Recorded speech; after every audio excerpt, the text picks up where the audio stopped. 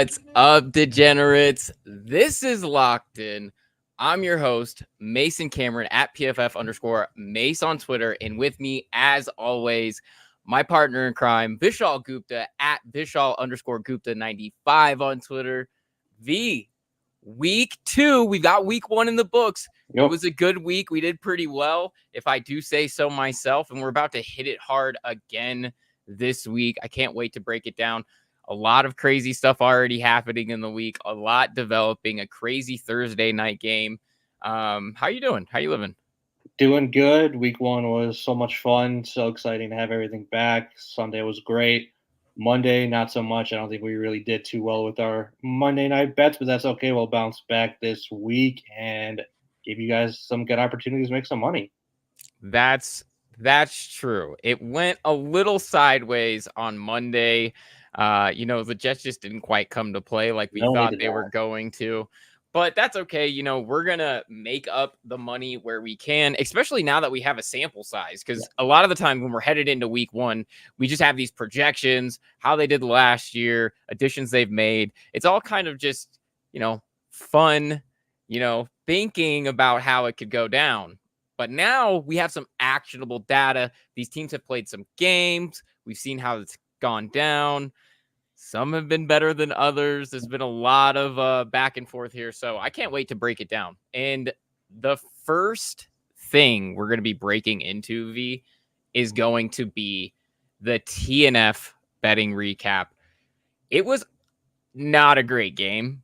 And a lot of weird stuff happened. And some injuries happened. The Dolphins actually got quite hammered with injuries, even without the big one to Tua Tagovailoa, which, I don't know. What did you think of that one? It's obviously scary. We never want to see that. He's really got to protect himself more. Yeah, just a guy doing too much. You're down 21 points. You already had the first down. You can go feet first, but he kept his head down and went head first. Very unfortunate, but yeah, for a guy who's gone through this, a few times the last couple of years, you would think this is something they've worked on in the off season and something he's practiced. And obviously not to blame him, but it's just you would expect it to turn out differently. It's tough because, you want him to protect himself. You don't want any quarterback. You don't really want to be trying to lower your shoulder and truck in there, especially a guy who has his history. And it's a shame because, when they're really, really good, when they're all clicking, they look great. Unfortunately, this wasn't that game. Buffalo takes this one on the road 31-10. Josh Allen extends his, I think, 6 wins on Thursday night? Was that it? 6-0? Something crazy. I think it's even more. Yeah. I think it might be in double digits or something. It's a lot. Okay. It was a ton. It was absolutely hectic, but he extends that streak. They win on the money line and cover. Total for this game, 49.5 points roughly. It looks like it was about 48 in some places at close. They hit 41. It was really game. Tua struggled.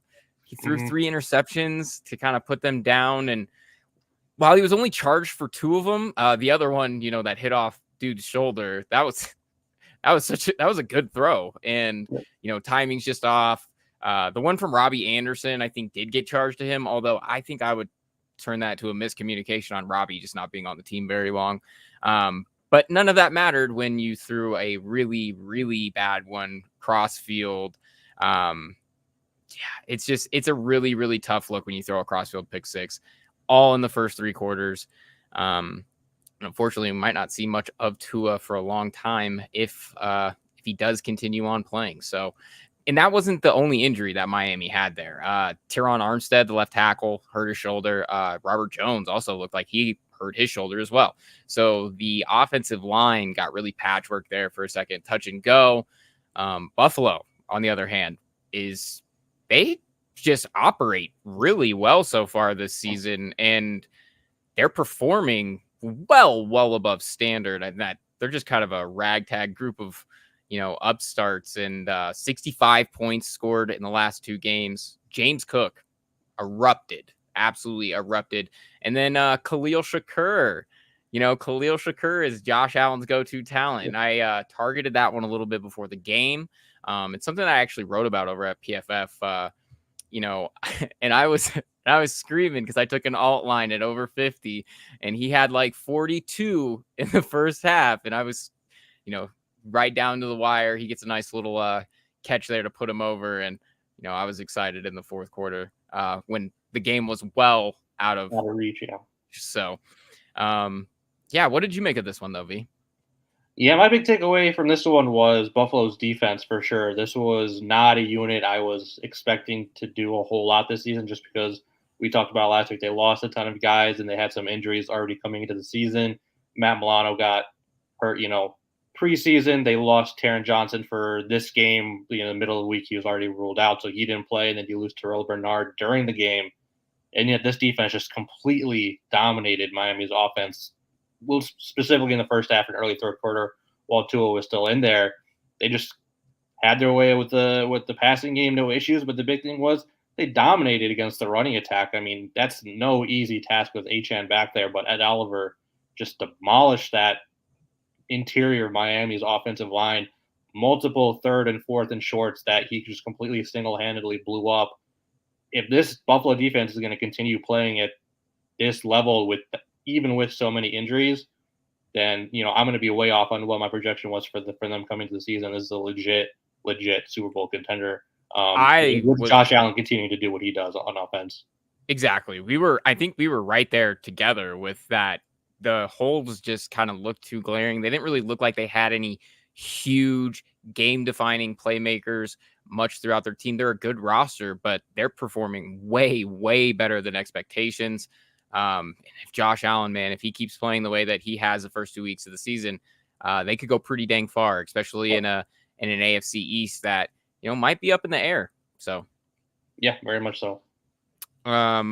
Perfect, interesting game. But now we get to break into our picks of the week because unfortunately, we also do not have any community questions this week. I'm just going to start writing our own community questions in there, V, so I can ask you my betting questions because that's where I want to get the info from. So everybody, if you are interested in trying to get your questions answered, go and hit up our Discord.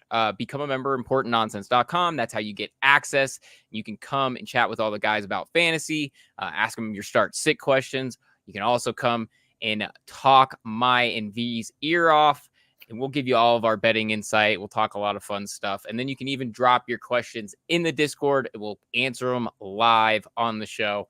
So I can't actually wait till we get some of those. Like I said, I'm going to probably start doing them myself. And I'm gonna create another account, jump into our Discord, put the questions in, get the juices flowing, and then we'll be good to go. Can't wait. All right. The first game on our slate here, V, is actually one that we both have a little action on. New Orleans at Dallas. Dallas is about a 6.5 point favorite. Total for this game, about 46.5. V, what are you targeting in this one? I am targeting the over in this game. I think we got a couple good offenses duking it out in this one. Both offenses look terrific in week one. Saints put up 47, Dallas put up 33. And I think especially Dallas's offense, I think will continue to have success in this game. I don't really trust New Orleans defense to perform the same way it did last week. Obviously, they're going up against a terrible Carolina offense. They got an interception on the first play of the game. It's pretty easy to dominate when you're going to have be able to make plays like that early on, and I don't think they're going to have quite as much success this week against Dallas. I think Dallas will have plenty of opportunities to put up points. Marshawn Lattimore has not practiced all week for New Orleans defense, so he is going to this game as questionable. Doesn't seem like even if he plays, he's not going to be 100%.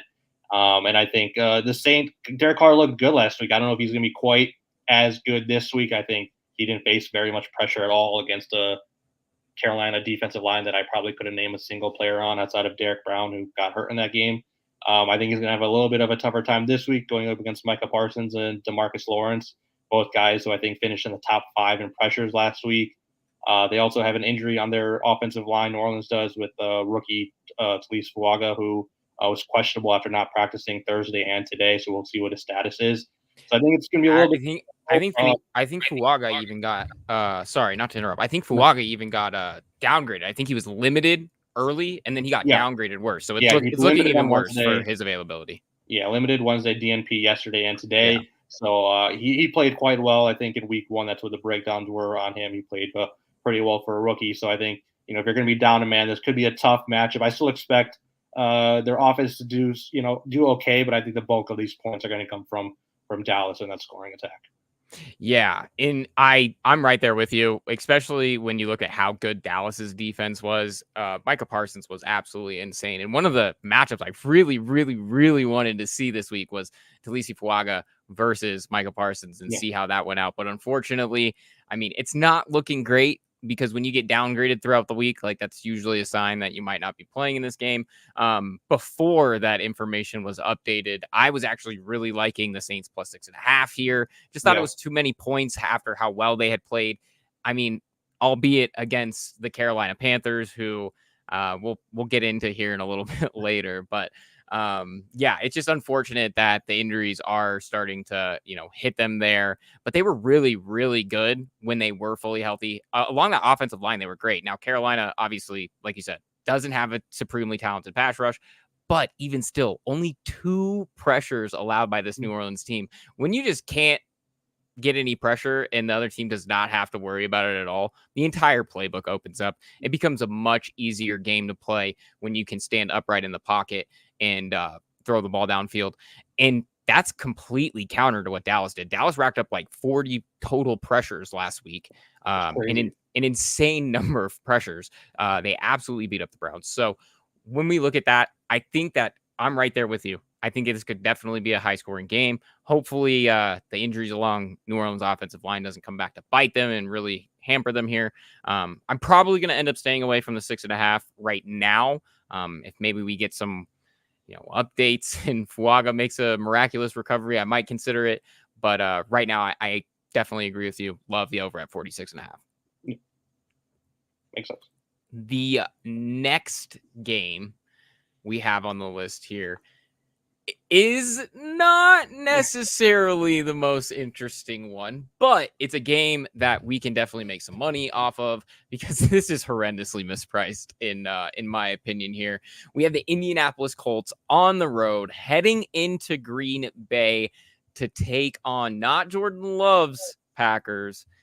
We're going to be taking on Malik Willis's Packers. This is a good opportunity for the Indianapolis Colts to really kick open the door and really show them that they're a team that can take down, a quality roster in spots for the Packers. While unfortunately, this win just might be out of reach for them with Malik Willis under center. He hasn't really shown much in his pro career to instill a lot of trust in him right now. So to only be at -2.5 on the road for Indy seems like a pretty good value. And that's what you're targeting in this one, correct, V? Yep, that's what I'm looking at. I got it at -3, but if you can get it at -2.5, even better. Much better value there.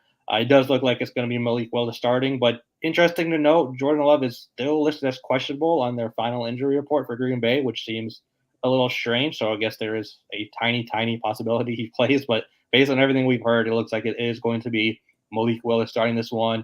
And like you said, he has done very, very, very little in his short career. He started 3 games back in 2022 as a rookie. He had less than 100 passing yards in all 3 of those starts. He totaled less than 50 pass attempts in those 3 games combined. So very clearly, they did not trust him to throw the ball whatsoever. It's just not going to go well for him. I think they're really going to have to rely on their running attack with Josh Jacobs. And that might work out for them because Josh Jacobs did look pretty good in the second half last week against Philadelphia, and Indianapolis's run defense was not great in week one. They gave up over 150 rushing yards to Joe Mixon. He kind of had his way with them. So if Green Bay is able to not have to rely on Malik Willis's passing game and his arm and just give it to Josh Jacobs like 30 times, maybe they can do something in this game, but I just don't see it happening. I think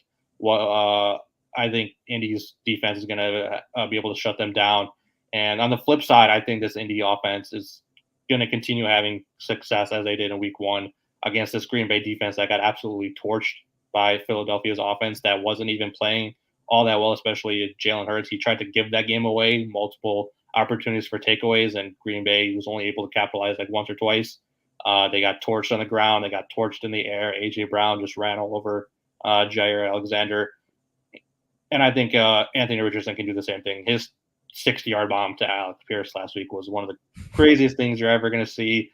Dude is slipping, falling back, and throws a perfect 65, 70-yard pass on the rope in the air, which is unbelievable stuff. And I just don't see this Green Bay defense having the guys to be able to slow down Anthony Richardson. So I definitely like Indy to cover in this one.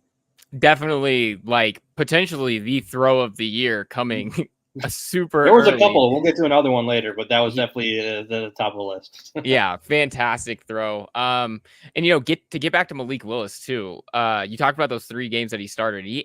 Those offenses only averaged around 15 to 16 points, and that was, a Tennessee team that was feeding Derrick Henry the rock, 30 times a game. So I don't see this being a very good situation for them. And especially, you did talk about if they're going to feed the running game. Well, their running backs have been banged up too. Josh Jacobs came out with a back injury. He's been limited in practice all week. Marshawn Lloyd, missed last week, still limited with the hamstring. That's a tough look when you just are kind of absent some really crucial pieces of your offense. It's not going to look pretty for you. They're going to have to figure out some things. They're going to need this game to figure that out, and it's just not going to go super well for them. But on the other side, Indy does have some kind of worrying injuries on the defense. And truth be told, when I was first shopping this game, I was like, under 40.5, they're starting Malik Willis, baby. We're going to the bank. I'm going to go take out another mortgage and we're going to make a lot of money and retire early. But unfortunately, I came down and brought myself down because of these Indy defensive injuries. You have Julian Blackmon, DeForest Buckner, Kwity Paye, all dealing with some sort of ailment throughout the week, limited or missing from practice for most of the week. So this is a tough one in terms of a game total. But as you said, the defense in Green Bay did not look great either. Now, there's something to be said that the field in Brazil did not look great. Mm-hmm. And I think when you go and cut on the tape, a lot of where that came into play was in the trenches. Dudes are just slipping. There's no footing. The grass just did not look great.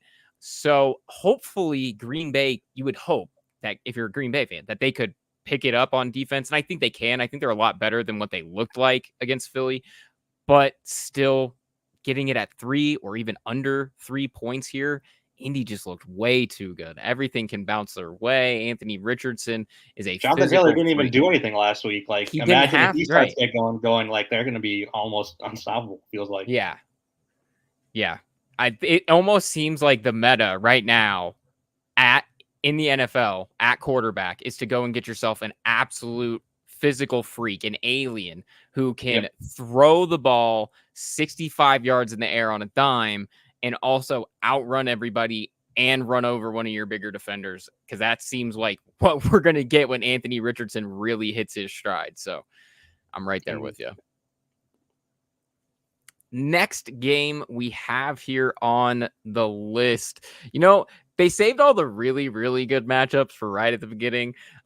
Here are some of the ones where, you might not see too often on Red Zone this coming up week, but we have Seattle, who played an excellent game against Denver.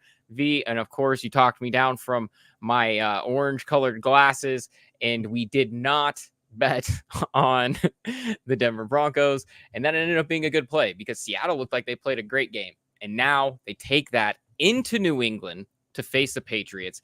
In this game, they're about a 3.5 point favorite on the road, being Seattle.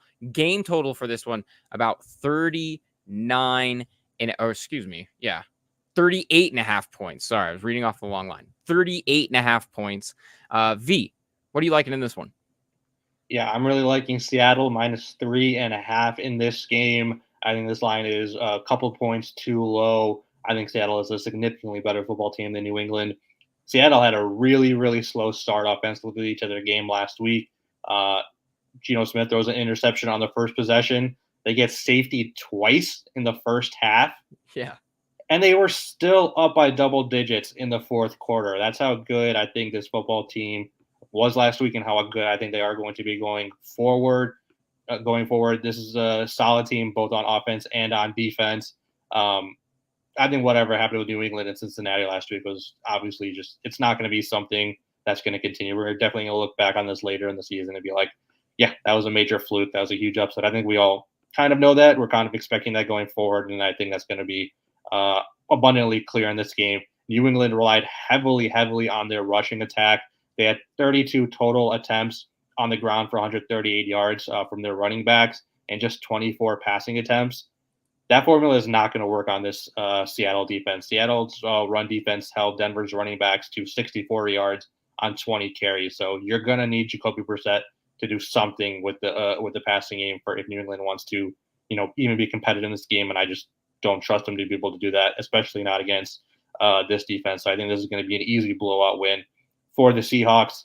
Couple injury notes. Kenneth Walker is doubtful for this game, so that could be a little bit of a blow for them. But Zach Charbonnet seemed like he was a good enough running back to take over. He had a nice touchdown catch in the passing game last week in the second half. So I don't think it's going to be too much of an issue, but just something to keep an eye on. And then Kyle Duggar for New England is questionable. So nothing too crazy for either team. I think both teams are relatively healthy. So at full strength, I love the Seattle team covering this line. Yeah, and, it was a bit insane because New England really just came out and punched Cincy in the mouth. And maybe that might say more about what's happening in Cincinnati right now than necessarily what's happening in New England, because they did come out and play the game that we expect them to play pretty much all season, run the ball, play good defense. That just might not be a scheme that works for them against some better teams. And Seattle looked excellent. Seattle had a lot of really, really good plays. And like you said, at the end, it really just didn't look that difficult for them, even though they struggled a little bit to get their footing under them. I'm right there with you. I think 3.5. If you can get it at the 3 mark, for sure. I really like, when we can get it underneath those key numbers or past those, but I'm not afraid to take it at 3.5 either. So I'm right there with you, partner. Yeah, absolutely. The next game that we're checking on here is a little special of my own. And I never thought that we would have been taking this line, or that I would have been taking this line before, especially how we talked about with the Chargers game and the Viking, or the Vegas game earlier last week. But this one, I am not convinced that Carolina is prepared to play football this season. Unfortunately, they look about as bad as I've seen an NFL team in quite a while. And I think that we're probably going to chase them around quite a bit this year. At least that's kind of how it's shaping up to be. Yeah. And this week we have the Chargers -4.5 on the road at Carolina. Total for this game, 39.5. And I am on both markets here. I am taking, obviously, the Chargers -4.5. Now, this is usually breaking some of the cardinal sins that we talk about. You don't want to take some of these weird numbers in no man's land, like 4.5. They usually mean you have to win by a touchdown. You also don't usually want to take that on the road either. But right now, with what's happening in Carolina, it's not pretty. And that also looks, when we look at the game total, I'm also in on the under here at 39.5. Anybody that's listened to this show before knows that I am not afraid to take lines that are under 39.5. Not afraid to take lines that are sometimes under 38, 37, because sometimes the game just dictates that. And a lot of these Carolina games are going to dictate that, because they are right now struggling. Struggling is almost putting it too nicely. They are inept at the most important position on the field, and that's quarterback. Bryce Young has been about as bad as we've seen in his entire career. He had his worst passing grade of his career in week 1, but when you cut on his tape, he looks like the Sam Darnold that was seeing ghosts, unfortunately. He struggles when he gets pressure, and unfortunately, he's a dude that invites it. Holds the ball a little bit too much, doesn't set his protection well. There were a number of times last week where he just does not account for pressure to a side. Nobody picks it up, and it comes right to him. And everybody is going to kind of try to put this on their offensive line because, the interior of their offensive line was pretty poor last year. It was a huge detriment. They played pretty well in the first week, and they still got absolutely hammered with pressure. And when Bryce Young gets pressured, he just speeds up his delivery so much. It results in a ton of crazy balls with bad accuracy. He overthrew a pair of them that ended up in interceptions that were just like, what are we throwing to? So that is not a good look. And when you come up against the Chargers, who, wow, week one, that defense actually looked good. Fourth in EPA per play allowed. Khalil Mack and Joey Bosa, we were talking about this last week that if these guys don't pick it up, they're going to need to piece this roster off because they don't have any money and they have a lot of holes. The defense looked great. Like I said, Mack, Bosa, they looked vintage. And that is a recipe for disaster when you come up against a quarterback like Bryce Young, who has struggled like he has. Then on the other side, Jim Harbaugh's teams just play D and run the football. And that's what they did in week one. 6.5 yards per carry, a couple of huge runs. Carolina just not terribly great at stopping the run. They were 25th in EPA per rush allowed last week. That is just a recipe that this one's going to get out of hand very early, very quickly. And I don't really see a way that Carolina is going to be able to keep pace in this one. I don't even think they're going to have that many possessions to really have a shot at keeping pace. V, are you seeing anything in this one that I'm not seeing? No, to be honest, I haven't spent a ton of time on this game this week because I really just don't want to. It's not going to be a fun watch. Probably not something I'm going to keep an eye on. So I've just been kind of trying to ignore this one. But I think everything you said is pretty much accurate. I don't know what else there is to say about Bryce Young in Carolina right now. It's a disaster. I don't understand how you can blow a first overall pick more than they did last year. It's just so bad. Trading up to get him to is just makes it even worse. It's just a tough situation all around, and I don't really know what the solution is going forward. I don't know if there's any merit to going to Andy Dalton at some point during the season because what good does that do? You really want to win a couple extra games and ruin your draft position. I don't know what they're going to want to do, what they are going to do. It's a bad situation all around. On the flip side, Chargers are definitely the biggest surprise for me last week. I think honestly it was more about the Raiders just being completely inept and not being coached very well.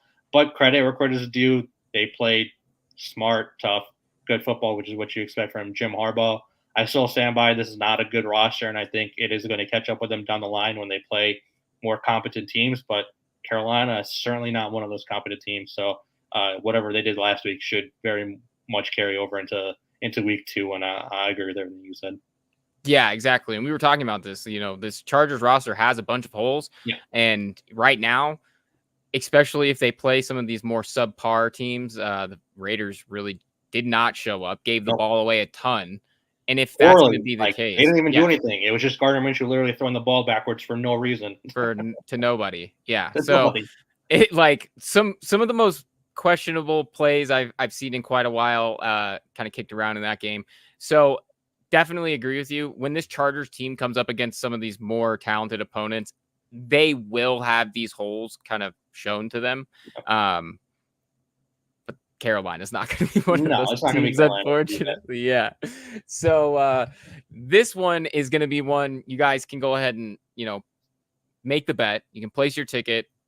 It's going to pop up on Red Zone maybe once, couple times. You don't have to worry about this one. This one's going to end up cashing pretty easy for you. So, the next game we have on the list, like I said, not a ton of really high-powered matchups, especially after some of these teams really, really struggled in week one, one of them being the Cleveland Browns.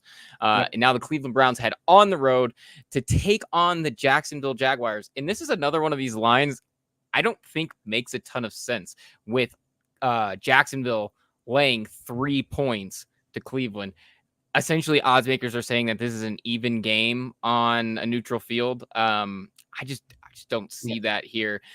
Game total for this one, 41.5. V, you have some skin in on this one. What are you targeting for this?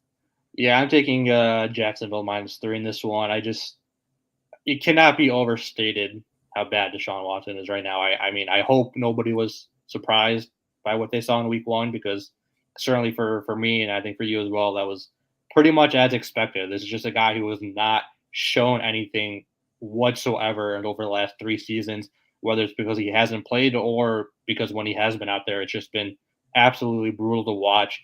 He has no ability, it seems like, right now to be able to play the quarterback position at any sort of level high enough for the NFL. And if he's going to continue to do that, they're going to continue to get blown out. So giving me 3 points on the road, I'll 100% take it with Jacksonville -3 at home. Significantly better team.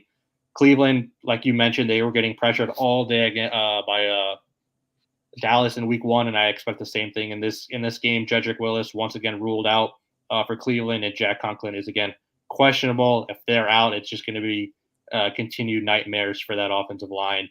Jacksonville's D-line looked pretty good last week, and it wasn't even Josh Allen who was the guy getting the sacks. It was Trayvon Walker, who maybe it was his coming out party.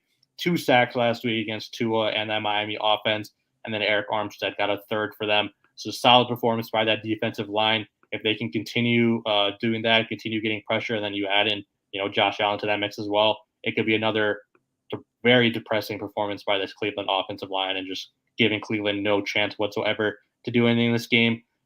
And then I think Jacksonville's offense was pretty competent in the first half last week. Very surprising for me. I didn't think they were going to be able to do too much, but I thought they ran the ball well, and I think they were passing it very well. Brian Thomas, I think, had the best overall Week 1 performance by a round 1 wide receiver last week. He looked phenomenal. That touchdown pass from Lawrence to Brian Thomas, if you saw the reverse end zone angle on that one, that was the other nasty, big time throw from last week that had my jaw on the floor. That's going to be one of the best passes also that you see all season. Just unbelievable timing and anticipation by Trevor Lawrence on that one. So this is a decent offense. They just have to stop shooting themselves in the foot. You have to have Christian Kirk stop dropping balls that hit him right in the hand for no reason. Travis Etienne obviously can't be fumbling at the goal line to go up 3 scores. Like, simple stuff. You can't be running some weird, I don't even know what the play call was on that 4th and 1 to Travis Etienne. That was just like a weird sweep. I don't know what it was. That completely got shut down. If you can just stop these self-inflicted mistakes, this can be a solid football team going forward. This can be a playoff team. And hopefully they can do that. And I think this is a good opportunity to do that against this Cleveland team that I just don't have any faith in whatsoever. So I'm going to take the -3 at home. Yeah, and I think we're definitely in the same boat. Right now, the glaring hole in their offense is really cratering what is a solid defense. Cleveland has still a solid defense. Myles Garrett was still excellent.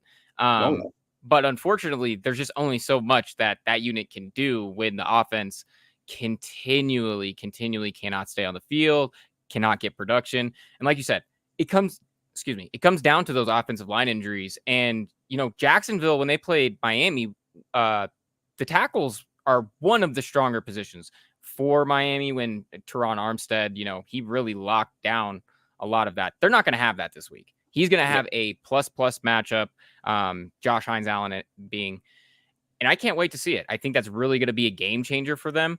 And I think you hit the nail on the head when you talk about Brian Thomas. When you go and back and cut on their tape, they put him in so many looks. They throw him in the slot running cross. They throw him outside. They throw him in stacks. They want to get this kid the ball, and they're going to get him the ball in some unique ways. Just like you said, they need to cut out all the unforced errors. They need to get out of their own way, stop shooting themselves in the foot, and they'll be a damn good football team this year. I think that they lost the game. I don't think 100%. Miami necessarily won 100%. It from them.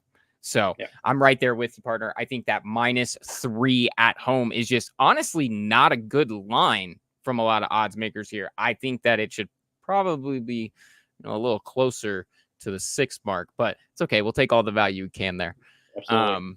Can't wait to see it. So that's it for the early slate. We got a couple of games in the late slate. And of course, for everybody new tuning in, we're going to be dropping more primetime game picks in the Discord this year. So make sure you check that out. We're going to try to get you guys set up with some picks, definitely for all the primetime games, because we don't want to miss those out. So we're going to keep got a couple good ones for Monday night. So hopefully you guys jump in there.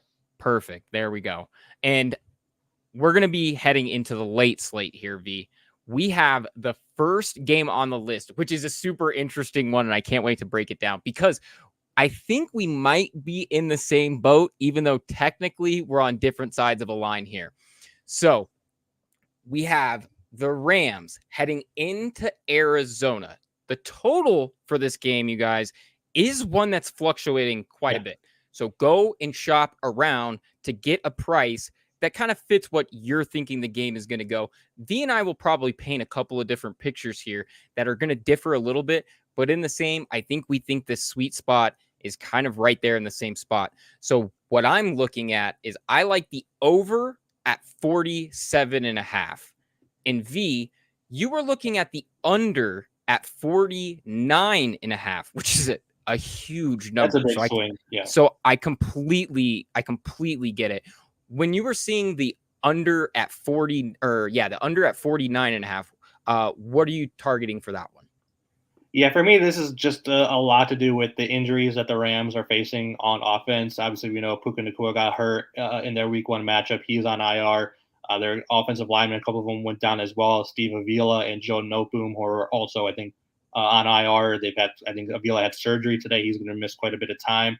So it's just a tough situation, I think, for that offense overall, even though I think they did some really nice things last week. It was awesome to see the Cooper Kupp resurgence in Week 1, over 20 targets, just a monster game. And I hope it continues going forward to the season, rest of the season. So I think there's some nice stuff going on with that Rams offense. I just don't think that they currently have the personnel because of the injuries to be able to sustain any sort of high-powered offense going forward. I think it's unfortunately just going to be a lot of, not very explosive plays, not a lot of explosive runs, just Matthew Stafford kind of praying back there, hoping he doesn't get smacked every time he takes a drop back and just trying to find Cooper Kupp whenever he can. I think it's going to be a competent offense. I just don't think it's going to be a big play offense where they're going to be able to put up, 25, 30 points every game, just because I don't think they're going to have the personnel out there to do it. I understand this Arizona defense, not very good. They got trounced last week by Josh Allen and that Buffalo offense. So there's not a ton of concern for me that Arizona is going to be able to slow down Los Angeles. I just don't think Los Angeles has the pieces right now to be the explosive offense I think they want to be. I think Arizona's offense is very good last week, even though they didn't really do much with Marvin Harrison Jr. They had a bunch of other guys who stepped up and played very well. Kyler looked great. James Conner looked great. I do think Los Angeles defense, though, is better than people are thinking. They played well last week against Jared Goff and that Detroit offense. They only had 20 points at the end of regulation. Goff threw an interception. He should have had 2 interceptions. The one got dropped late in the fourth quarter. They did a really nice job. Obviously, they got steamrolled in overtime. I think they were tired. They got bullied by Detroit's offensive line. It just didn't work out for them. But during the first 4 quarters, I thought the Rams defense looked pretty solid, and I think they can have an okay game. I don't know if they're going to be able to, totally shut down this Arizona offense. I think they're going to have, some nice moments and put up enough points. I just don't know what Los Angeles is going to be able to do, if they're going to be able to carry their weight in this one. Mm-hmm. Yeah, no. And see, I totally see it, which is why a 50-point line is obviously screams an under, because that makes a lot of sense. Where I'm looking at with the 47.5, where I think that it's a little bit more attainable at 47.5. And I would love if it got even lower. I'll go and sprinkle more on if it ends up going even further. But one of the things for me is I didn't really see both these as being excellent. Arizona was not a great defense, obviously, but the Rams, like you said, did play better. One of the issues for me, though, is on that back end. I still think that they have a lot of issues back there, communication being one of them. Tre'Davious White got torched. Absolutely dusted for that 50-yard ball. That is a huge issue, especially since he's had some time off the field. You want him to knock off the rust. Maybe it is just rust. Maybe his better days might older, be behind him. That's one of those things. And like you said, John Johnson, he played a great game on the back end there. He's going to be really helpful for them as a safety. But unfortunately, Kobe Durant, who also played well, he's likely out this week. He's been dealing with some nagging injuries throughout camp. And when you say that, and also pair it with, I'm kind of intrigued by how Arizona put up 28 on the row against this Bills defense that just held a Miami team to, granted, Tua went down late in this game, but this game was out of hand well before Tua went down. And they held that offense to just 10 points. And this was all for Arizona without throwing the ball pretty much at all to Marvin Harrison Jr., who by all accounts is going to be absolutely game changing when they do start feeding him the ball. Now, Kyler said things like it's not his job to feed him the ball or things like that. To a degree, I get it. You're the quarterback. You want to feed the ball to where it's open. But Kyler will learn eventually that he's open even when it doesn't look like he's necessarily open, because he is just that much of a ball player. He is the blue chip talent at wide receiver, one of the best prospects we scouted coming out in years. And I can't wait to see them start to feed him the ball. And if this is going to be that opportunity against a subpar secondary for the Rams, I think that is just enough that's going to take them over the mark. And like we talked about with the Rams, the line thing is definitely worrisome, but one of the things I think the Rams do have as an asset is that they have a pretty extensive boot game. They really do like to get guys out and moving. And while Stafford is not much of a mover, Stafford played a pretty dang good game. He was awesome. And one of the issues was that throw, I think it was an interception, right? Throw in the end zone or something like that. Yeah. And he throws up his hands, and you kind of like, if you go back and look like at one of the end zone views, you can't really see that dude back there. Those all blue jerseys blended. So I'm not necessarily like going to hammer him for that throw there. I think he's still one of the most, the amazing throws he made way outweighed that one interception. Exactly.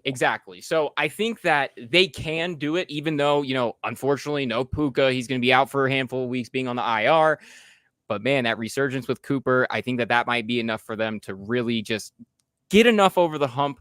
I'm right there with you. I think under 49.5, that's way, way, way too high. So if you guys are shopping around for it and find it at 49.5, I'd probably hit the under there too.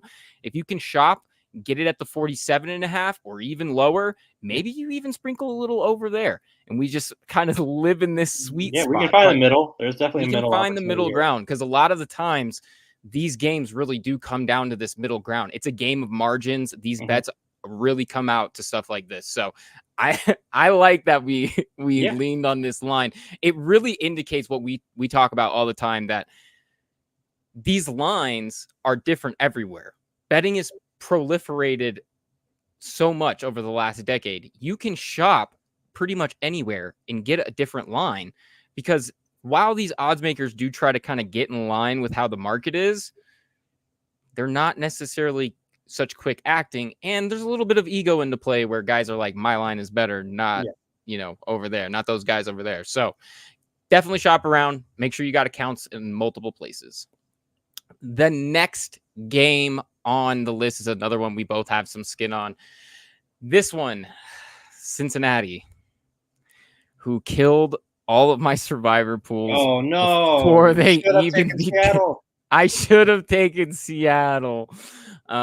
Cincinnati killed myself, and I know a lot of people who took. I know Cincy was one of the most popular survivor pool bets. So the survivor pool market, the survivor pool, I don't know if anybody writes survivor pool stuff, but it's probably going to get a lot less traffic this year, unfortunately. Cincinnati heads into Kansas City -5.5 here at home. The total for this one, like we said, guys, got to shop around a little bit, anywhere between 47.5 and 48.5.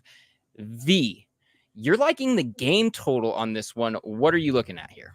Yeah, I am liking the under 48 in this game. I think this is way too high. Interestingly enough, this has actually moved up throughout the week. I think it started at 47 to 47.5 throughout the week to 48. That's where I took it. I just cannot understand why this line is so high. I don't understand what people are seeing with the Cincinnati offense right now to trust them to be able to do their part in hitting this game total right now. Burrow in that offense did not look great last week, only scoring 10 points. Burrow does not look like he's 100% right now, whether it's physical or mental. He just doesn't look like he's fully there, which is it happens every year for them. So it's not like it's some weird thing, some scary thing that makes me think they're not going to do well this season. They just something they go through every year, and you just have to deal with it. But it's very clearly happening again this season, and you have to take it into account. He doesn't look good. T. Higgins once again doubtful in this game. So you're stuck with Jamar Chase and a bunch of other guys who have not proven themselves yet in the NFL. Cincinnati's offensive line struggled quite a bit against New England's pass rush that really doesn't have any big name guys on it. They traded Matthew Judon in the offseason, so there's not really anybody of note on there. Keon White got 2 sacks, but honestly, I don't think I knew who he was before that game last week. So it's not a bunch of big name talents, and yet they still struggled. Now they're going up against Chris Jones and this Kansas City defensive line that phenomenal. Chris Jones dominated Baltimore Ravens last week, absolutely destroyed them. Now that's a good offensive line in Baltimore. This is not a good offensive line right now in Cincinnati. So I just don't see where this Bengals offense is going to be able to do enough to cover what they need to cover to hit this total. This is way too high. Smashing the under in this one. Yeah, and another thing you're talking about with New England, Keon White, man, he might actually be the real deal. He looks real good. And I think that might be one of the reasons they were okay with letting Judon walk.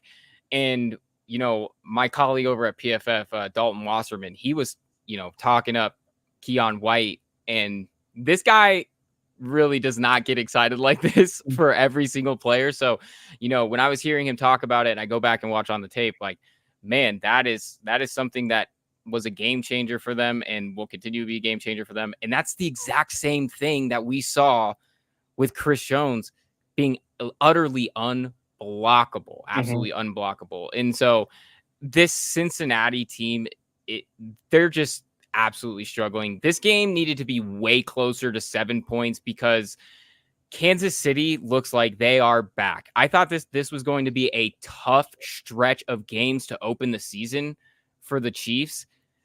Starting off with Baltimore and with Cincinnati, I was like, man, it's a couple of tough games back to back. This does not look like that tough of a stretch for them now. And this awkward no man's land line, I think, is well out of place. This game should have been closer to 7. The Kansas City defense still looks relatively strong, even without like L'Jarius Sneed. And, Baltimore is not inept on offense. They're very good offensively. And they still looked pretty dang good, but the KC offense has figured it out. They are a cheat code with Andy Reid calling plays, with Patrick Mahomes throwing the ball, with how they get guys open, with the looks that they take advantage of. It's insane. And we talked about it before. You got Xavier Worthy, who gets 3 touches and 2 touchdowns. It's like, that's something that you're going to start taking notice of. And one of the things that we saw with them is that they had the 6th highest EPA per play on the week. And that, like I said, is against a strong Baltimore defense who did not look terribly great. They really got picked apart by Kansas City. And you're telling me that this game is only 5.5 points when Cincinnati looked pretty bad against one of the lower end rosters in the NFL right now. They were gashed on the ground against New England. We talked about that a little bit. I swear Ramondre Stevenson must be a fan of the show. And, well, he's not, after he heard me say that he wasn't getting as many yards after contact, because he went absolutely ballistic. And all of his yards were after contact. 98% of this man's yards were after contact. Like, he looked absolutely lights out. And it's hard to tell if that's going to be, New England is better than we expected. I think that they're going to be maybe slightly better than we expected, but I also think that this is just Cincinnati, not very good right now. And to add on top of it, doesn't look like they're going to have T. Higgins this week, which is a huge issue, because that helps open this offense up, because Jamar Chase, excellent player, but right now they don't have much else out there, especially if they're going to continue to just not play my guy Jermaine Burton. Like, I don't know what else to say. So I'm right there with you. I think 48.5, way too high for this game right now. In Kansas City -5.5 is definitely where I'm leaning as well. So that about does it. V, Another great week in the books. I loved our picks this week, by the way, because this is one of those where not as many really high profile matchups are in there, but there's still a lot of opportunities to make money, which is what makes betting on football so much fun. So that wraps us up for week 2. We are back the same time next week, 8 p.m. Eastern. Everybody hit us up on importantnonsense.com. Become a member. That's how you get access to our Discord. You can ask all the fantasy guys all of your burning questions about your fantasy roster. You can ask myself and Vishaal all your burning questions about your bets on the week. We're happy to chop it up with you guys in there, talk to you. What else do we have going on? Oh, as well, like I said, that in the Discord, that's where you're going to be able to get all of our prime time picks this year. We had a couple of nice ones over on Thursday. We're going to drop some more for Sunday and Monday over in the Discord. So make sure you tap in for that. Can't wait to see what V's got cooked up for Monday because it's going to be a burner right there. V, do you have any parting words for the people at home? Not much else. Hopefully everybody enjoyed. Hopefully everybody makes some money this weekend. Should be another very fun weekend of nonstop football. I can't wait for it. And then we get to do it all again next week. It's football season, V. We're back, baby, and I can't wait for more. Until next time, everybody. Good night. Good luck.